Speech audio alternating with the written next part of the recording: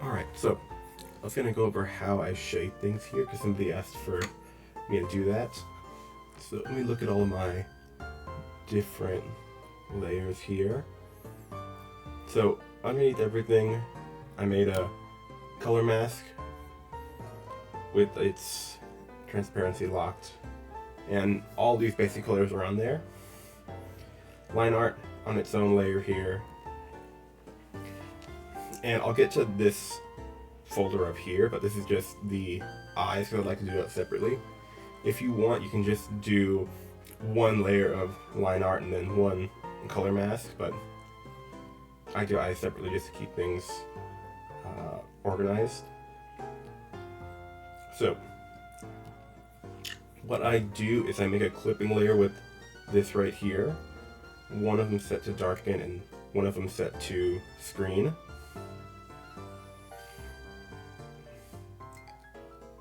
I usually set the darken to about 50-ish. Usually I just mess around with it though and see what looks best. Doesn't always stay near 50. It's probably gonna not be around 50 by the time I'm done here. And screen, keep that somewhere closer to like 80. And again, we're making these new layers just so we can adjust the brightness and darkness as we go along. But for the darken layer, we want some kind of dark color with a little bit of maybe red or purple in there, just because the skin tone is going to be going to have slightly redder shadows. Let me see. So up here, this is the color I chose. And on our darken layer, typically I like to use this design pencil here so I can get more like varied shading. Or you could also do something like a regular pencil and then kind of blend it together.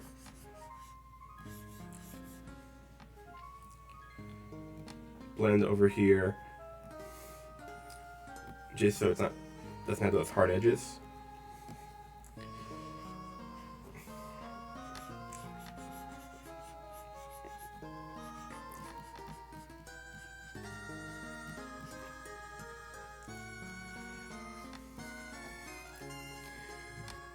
Or if you don't want to blend it too much and smear it, you can also just blur it a little bit to get that similar effect.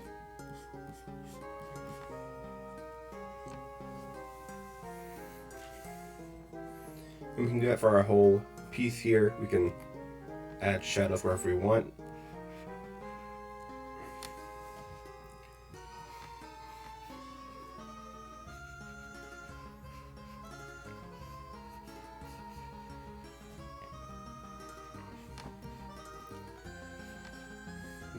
Erase some of these. I'll just go over to this transparent color here and just erase if I made too much.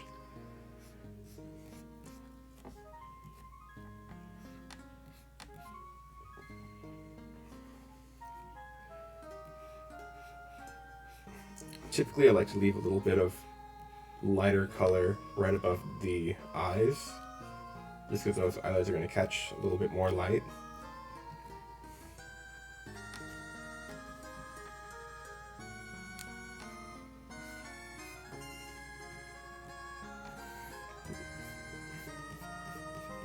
Again, you can blend and blur however you want to. If you don't like how the blending feels, you can try blurring instead. You can try a different brush. Usually I stick with these pencils right here and just blend, but if you want to try the actual paint brushes instead, those have a little bit more like inconsistent, what's the word?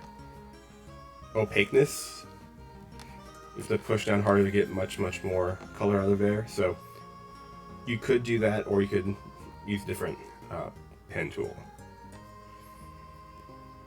Up towards the top, and let me get rid of these here for a second here. Up here towards the top, I don't like to put a lot of shading on the hair, but maybe something just a little bit more gentle.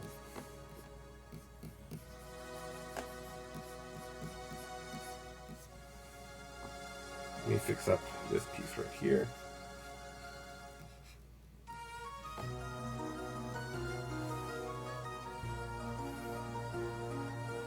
And whenever we decide to do our brighter colors, we can just, not brighter colors, our highlights, we can pick a off-white color here, wherever we want to on the color wheel, but usually I like to go a little bit closer to yellow or green.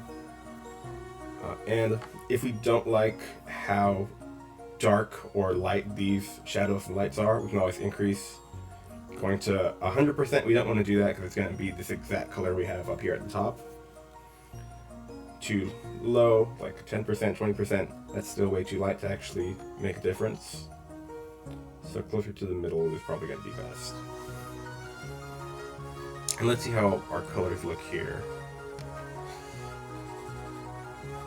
80% is pretty nice.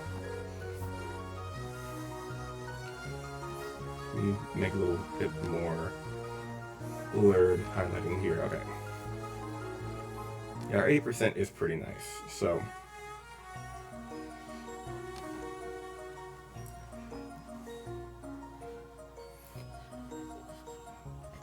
I usually don't like to go too crazy with the highlights, just a little bit more gentle highlights.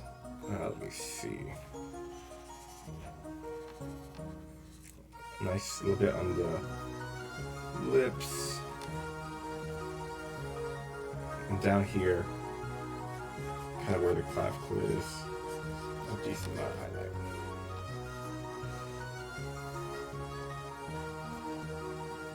Alright, that's pretty much everything I wanted to cover here. The eyes I did kind of separately, I did them all on one layer, so those eyes there I just color picked and messed with each eye individually, so I didn't use a separate layer for shading those, just color picking. Alright, that's everything on how I tend to shade stuff in Clip Studio Paint.